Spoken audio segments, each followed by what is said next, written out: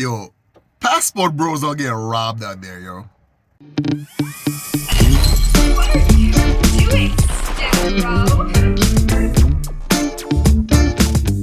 For those of you who don't know, passport bros are a group of men here in the West, whether it's United States or England and stuff like that.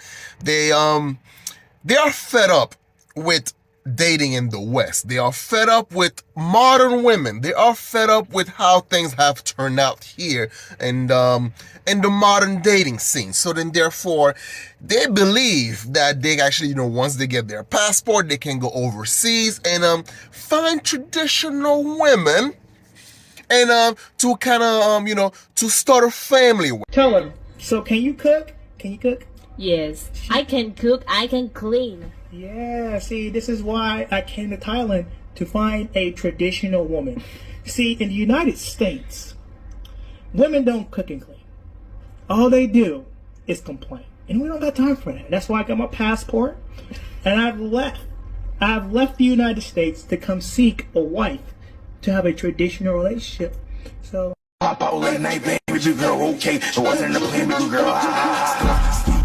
that is what they tell you on paper. However, people who are really passport bros don't call themselves passport bros. They just go out there, they explore the culture, and they happen to find a woman that they fall in love with and they start a family with, so on and so forth. They live happily ever after. As happy that they can be. However, the loudest of the group, the people that tend to call themselves passport bros, don't care about none of this shit. What they do, they hide behind the concept of going out there to find love, to find traditional women. Welcome, have room, have condom, have KY, good take care, do everything, fuck ass, fuck pussy, suck your dick, lick your ball, lick your ass, suck long way, good job, blow job, hand job, foot job, pussy job, ass job. Fuck my ass, come in my mouth, fuck my mouth, come in my ass, fuck my ass, come in my face, look in my eye, thank you, welcome. But in reality, they actually drone over there to just, sex tourists. Are you gonna get this? Only here, never in the US. Say hola, mi amor. Hola. I love Colombia. They go over there to travel to get the pum pum, the punani at a discount price. There is a stereotype or stigma around Americans being rich, which is kind of true because our currency is like the global currency. So if you make $60,000 a year, you can live like you make $120,000 a year pretty comfortably. But experiences and the things money can provide makes a huge difference in dating. Watch The Tinder Swindler, and it'll explain it all. Because it has become expensive for them to date in the West, and let's face it, they are too old to be a pookie. Because now once you reach the age of 30 and up, women are not throwing the coochie at you just because they like you. They are looking for you to do something about their situation. They want you to pay their light bill. They're looking for sugar daddy. And most of these men, they are on their 40s and still act like teenagers. And they don't really have the gift of gabs, and they happen to have a semi-decent job, so then therefore they be going overseas to Latin America and all that stuff and actually paying prostitutes to get their rocks off. I know TikTok goes crazy about ladyboys, but no, she's not a ladyboy. We matched on Tinder, but it is Thailand. You got to be careful. She's a weird. I used to be. Are you sure you're not a ladyboy? When it comes to prostitution and stuff like that, right? I'm more on the gray area about these things because I don't really care much for it, for the industry and stuff like that. I think it's a necessary evil. I think it's the oldest job in human history and all that stuff. And I have my reservation about it, right? I don't care about what somebody do with their body or their money. It's a human transaction, so on and so forth, blah, blah, blah. I don't care about that. However, there is a darker element to it. Because, some of these people, you might be contributing to the underworld, the human trafficking aspect of it. And there can also be some predatory practice from the clients to the women. So I'm from Colombia. If you're a Colombian girl, you have 3, 4 American guys approaching you, offering you money, and pulling out their passport, like literally, and then telling you, I'm American, like I'm actually looking for a girl, like I will bring you here, but it's just odd. Like, why you wanna get with a girl that doesn't speak your language and that makes up to $200 a month? You know, it's just odd. Like, I don't wanna point fingers, but it's like, why are you looking for that when you can get a girl? Why can you not get in America? You know, why you cannot get a girl? Is this black guys or white guys? I saw a lot of black guys. You know, it's odd. Like the desperation that they exude is just weird. And a lot of the time when these passport bros are talking about these things, they discuss their method to a T, whereas like, you know, having to try to undercut these women's prices, and they feed on the desperation of some of these broads. First of all, in Bangkok, there was a guy, obviously a lot of men go there to marry women and stuff like that. Passport bros or some shit. Yeah. They go to another country, marry a chick from there, get them a passport to the US, UK, Europe, Just because they're whatever. lonely, like, Yeah. and they're just creepy and Mad. it's really sad because I was talking to some of the girls about it when I was there. Said to me, they were like, we can't eat, we don't have food, we don't have windows on our houses. They were like, what else have we got?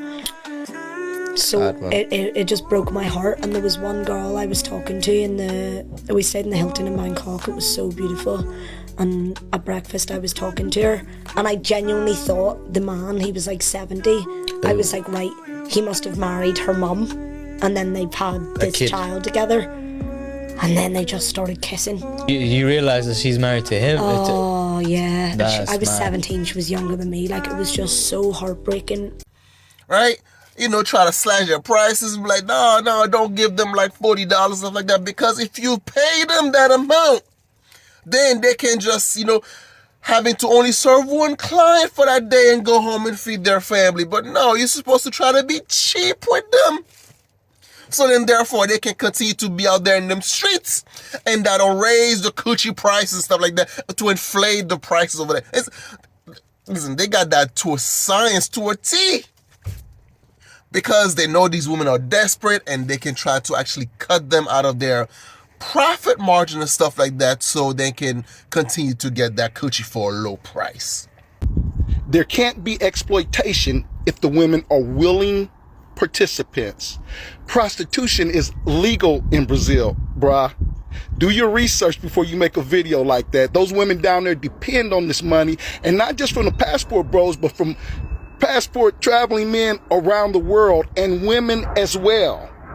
So know what you're talking about. Second of all, many of the passport bros are going down there looking for wives, and all over the world looking for wives. Know the movement before you start yik-yakking.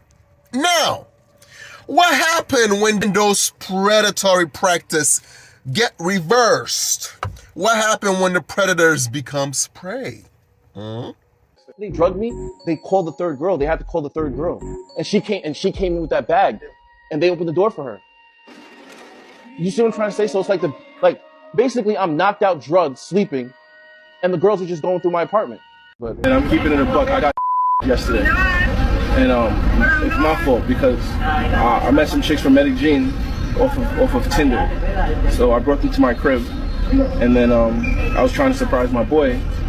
And then eventually they us. And guys, they took everything. They took my iPad, they took my MacBook, they took my iPhone 13 Pro, they took my Samsung S20, they took my drone, they pretty much took everything. So, it wasn't that long after this, when they start making a lot of these cities, whether it's Sosua, whether it's Benedine, whether it's some of these key cities that used to be family friendly for tourists, became a hotspot for sex tourism. And it became a cesspool for these sex tourist activities. And then also become a sex pool for these dudes to be getting robbed and scammed and out of their purses and their money. So what's good, guys? Your boy QB. I'm doing good, doing better. Just getting everything together. In case you guys don't know, I did get robbed in Quito, Ecuador by two Colombians off a Tinder. long story short, met them at a bar, and then they came back to my Airbnb and thought I was going to have a good time with one of the friends, and they took both my cell phones, 2 watches, my wallet, my computer, and had a report to the Quinto police, made a police report, had to fly back the next day, and dealing with Chase on charges, making different claims on charges. They tried to drain about $7,000 from my bank account. Yeah. That's how stupid and dumb this guy is. $7,000.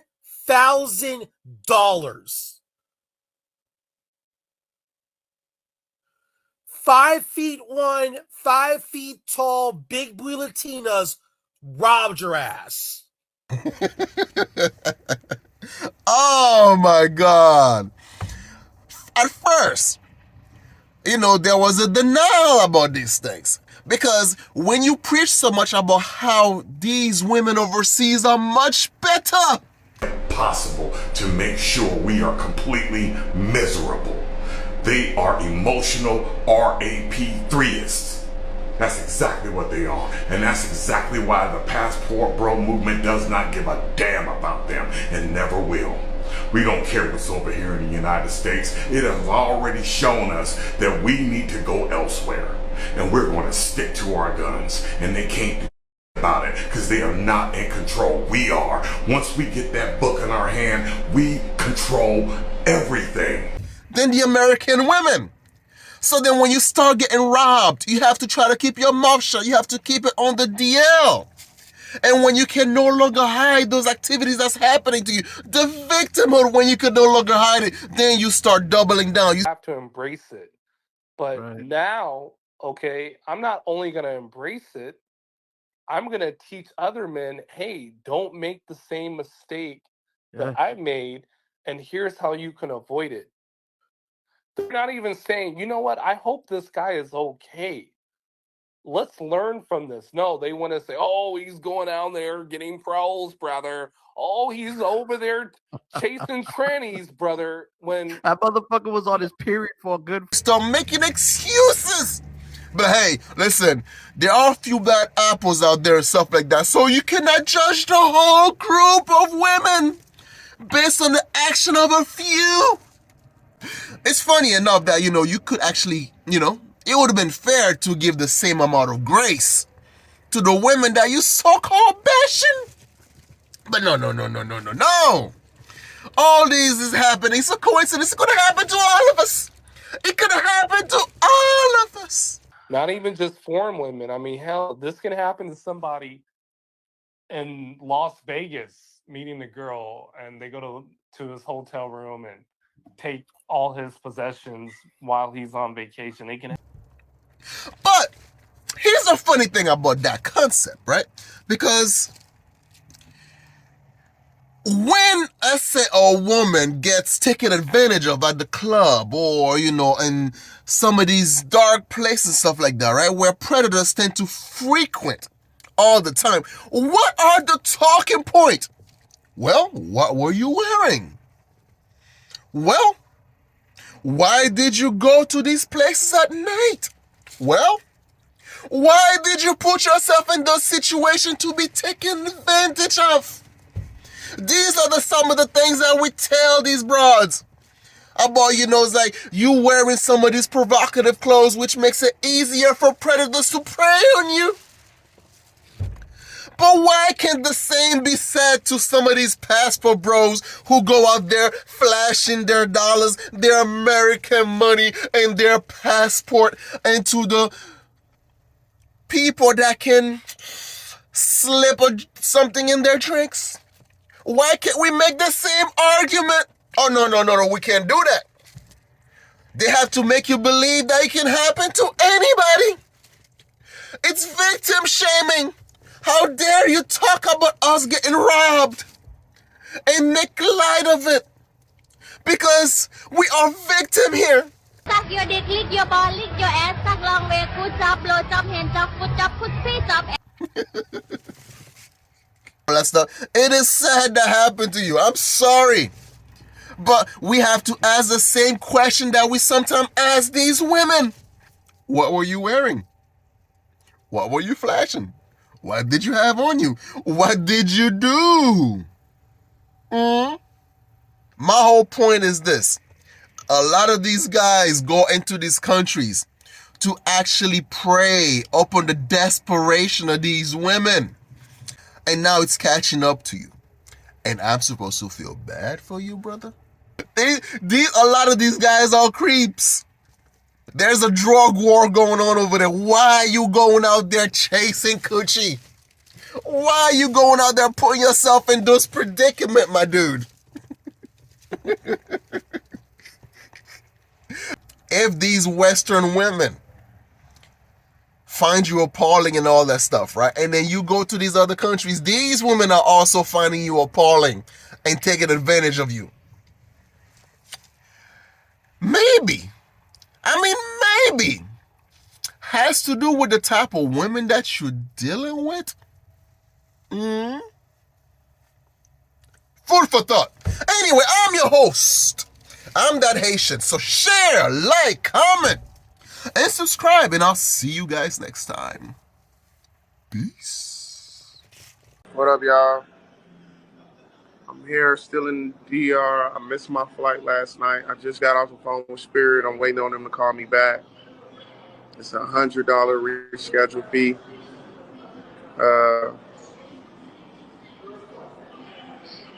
Basically, I need a cash app, guys. I need a cash app to try to get this fee together, man. I'm so sick right now. I'm sick as hell. I've been trying to call Kayla because I know she's like in the area. So I was trying to call her to like set something up to where I can get like some actual money because I'm hungry. I have very little bread left. I maybe got like $15. That's how stupid and dumb this guy is. 5'1", 5 feet tall, big blue Latinas robbed your ass.